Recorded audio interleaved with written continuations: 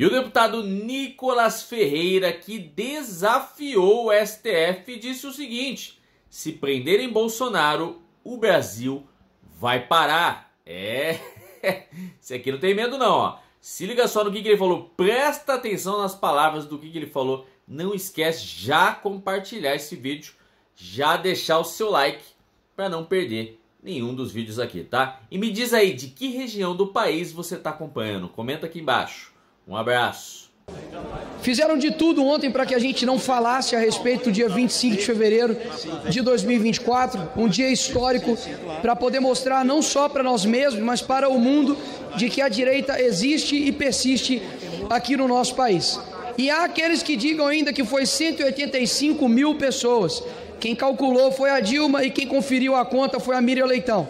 Realmente é impressionante o que eles fizeram para desestimular pessoas a irem na Paulista. Disseram que teriam trovoadas, disseram que teriam manifestações de torcidas organizadas, e inclusive disseram que quem dissesse um ai contra ministro do STF sairia de lá preso. Essa é a nossa democracia, onde a Polícia Federal, que é uma instituição que tem um prestígio da sociedade, mas que está se prestando a um papel ridículo de ser fiscalizador da opinião pública alheia. Eu jamais irei pedir aqui a cassação de nenhum deputado de esquerda meramente porque eu discordo de suas ideias. Afinal de contas, essa é a liberdade que nós temos. Caso contrário, isso não é liberdade. Isso chama-se uma tirania velada de liberdade. Agora, onde você viu o número aqui? A posição que nós estamos hoje aqui no nosso país realmente é impressionante. Nós temos ouvi aqui uma deputada dizer que o Brasil voltou. E eu digo, de fato, o Brasil voltou, deputado Salles. O Brasil voltou a ser em vergonha internacional.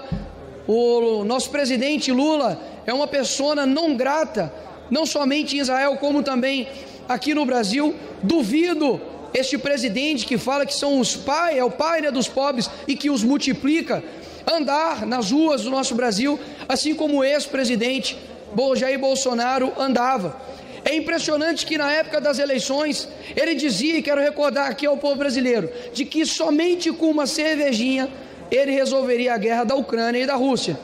E agora simplesmente ele se mostra um inepto, uma pessoa incapaz de fato solucionar os problemas tanto lá de fora e muito menos aqui de dentro. Pela primeira vez nós tivemos fuga de presidiários de segurança máxima. Afinal de contas, tiveram um belo exemplo também de um ladrão sair ali de Curitiba, onde nunca deveria ter saído.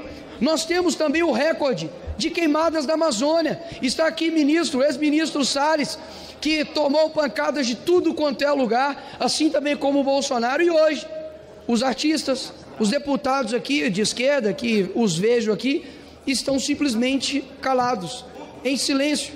Até mesmo porque bateu o recorde do recorde. Tinha batido o recorde de fevereiro e do ano passado e agora bateu mais um recorde, mais de 3 mil queimadas na Amazônia. Mas não é somente esses recordes que o nosso presidente Lula atinge, ele também atinge o recorde de mortes do então genocida Bolsonaro, como eles gostavam de o acusar, na morte dos Yanomamis. Hoje já ultrapassou a marca do então último ano de Jair Bolsonaro. Ou seja, nós estamos vendo um país que infelizmente dá passos largos a de fato não uma ditadura, porque eu acredito que nós já estamos em uma. Afinal de contas, quando você percebe que os parlamentares, que são abarcados pela Constituição Federal, não podem chamar o presidente da República de ladrão. Caso contrário, é até retirado aqui as palavras do seu discurso, ou até mesmo recebem processos quanto a isso, assim como eu estou sofrendo processos por ter chamado Lula daquilo que de fato ele é. Então, meus senhores, nós abrimos aqui um pedido de impeachment para o Lula e quero lhe recordar aqui, trazer à memória algo que aconteceu não muito distante da nossa história. Quando foi protocolado o impeachment da Dilma aqui neste parlamento, Eduardo Cunha não tinha brigado ainda com o presidente da República, então Dilma. Hoje ao protocolar o pedido de impeachment, também não há nenhum atrito. acredito aqui, entre os poderes para ser colocado aqui o pedido de impeachment do presidente Lula.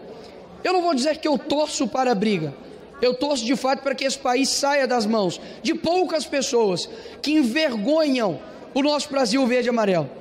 E é impressionante como cada dia que passa fica mais difícil aos defensores do então presidente Lula o defendê-lo. E eu acredito que vai chegar um momento onde ocorra conflitos de interesse, porque diferentemente da direita, a esquerda tem um projeto de poder pelo poder.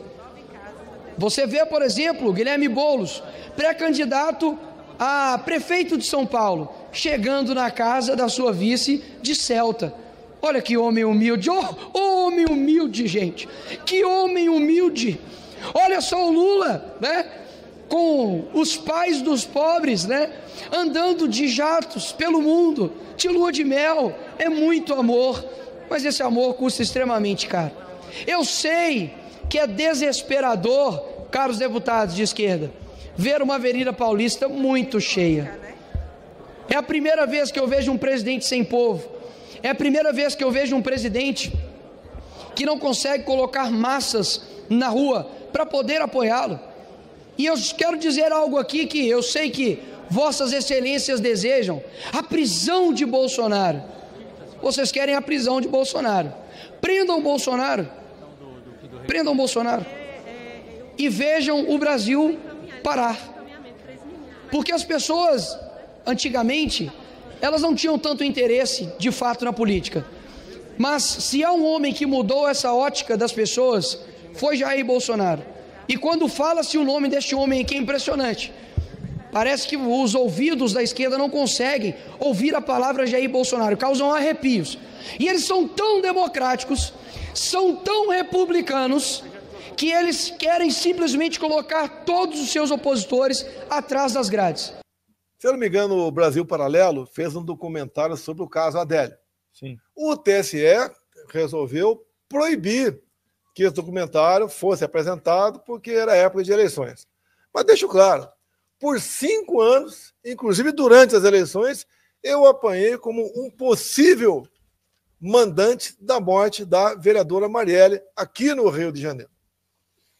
Então, obviamente, ao TSE impedir um documentário sobre o caso Adélio, aquele que me esfaqueou no dia meia dúzia de setembro de 2018 em Juiz de Fora, e nada fez no tocante a continuar me massacrando também durante a campanha como possível mandante do caso Adélio. Agora, o caso Adélio, rapidamente, acho que o Carlos sabe muito sobre isso aqui, ninguém vai trazer fato novo aqui. Todo mundo sabe, né, que a Marielle foi assassinada, algo brutal, a gente obviamente abomina isso aí, foi em 14 de março de 2018, e um possível executor morava no meu condomínio, que tem 150 casas. Então, um possível executor. E daí, então, o mundo começou a cair na minha cabeça. Deixo claro, foi executado em 14 de março.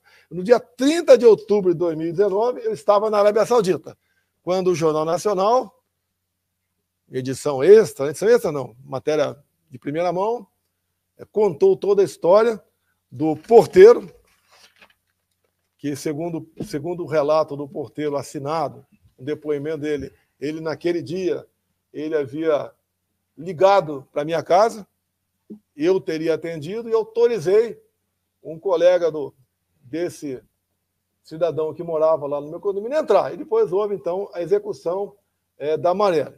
Depois o porteiro voltou atrás aí, mas o que acontece? Isso me marcou ao longo de muito tempo. Inclusive, uma das teorias naquele momento é que a Marielle estava crescendo muito, seria candidata ao Senado e concorria com o Flávio em 2018. E eu queria eliminá-la para sobrar voto para o Flávio. Deixo claro, os eleitores do PSOL, os seus costumes, o que eles defendem, o que eles consomem, não votam na gente. Não votam na gente. Assim como o nosso pessoal não vota no PSOL. Então, cai por terra isso. Depois pregaram também mais uma narrativa, que o meu filho 04 namorava a filha desse possível aí executor da amarela em meu condomínio. Depois teve um depoimento dele, nós fomos atrás e conseguimos depoimento dele que a filha nunca tinha se relacionado com o Renan, o Jair Renan, porque morava nos Estados Unidos.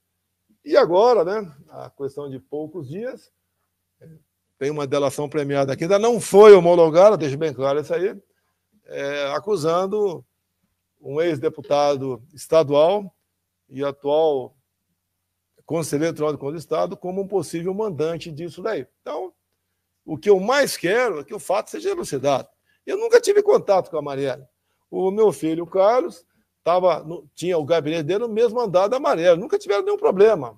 Bate-boca, arranca-rabo, nada. Negativo. Sem problema nenhum. Agora, fomos massacrados. E imediatamente após divulgar aí essa delação ainda não homologada, tá? Já se começa uma outra narrativa. A PF lá, a PF do B, né? Tem o PC do B, tem a PF do B. Já trabalha com hipótese de um segundo mandante. Ou seja, eles não cansam. Agora, o caso Adélio, só para curiosidade, o pessoal fala que a gente interferia na PF no passado, né? Para que fique bastante claro o caso Adélio. O delegado que conduziu o inquérito do caso Adélio, o senhor Rodrigo Fernandes, delegado da Polícia Federal, concluiu que não houve mandante para o caso Adélio. Ou seja, ele foi um lobo solitário. Mesmo alguém tentando entrar na Câmara dos Deputados com uma identidade falsa, obviamente, do Adélio, que seria o álibi, né? Caso tivesse fugido lá de Juiz de Fora, depois da facada, ninguém pegou o cara, ele estava em Brasília. Mesmo, ele tendo uma vida financeira razoável, né? Não trabalhava, frequentava clube de tiro, que você frequenta. Podia ter pego lá, tinha ter pego no clube de tiro lá em Santa Catarina, viajava de avião. No dia seguinte da facada, 3 advogados, um com avião particular, né, pousou de fora para defendê-lo, um deu a declaração para uma jornalista de Minas Gerais, falando, quando perguntar quem pagou, ele falou quem pagou. E outra que o telefone do Adélio, o telefone dos advogados do Adélio, nós não, né? O nosso advogado não conseguiu quebrar o sigilo dele. Agora, o que mais vê por aí é quebrando sigilo de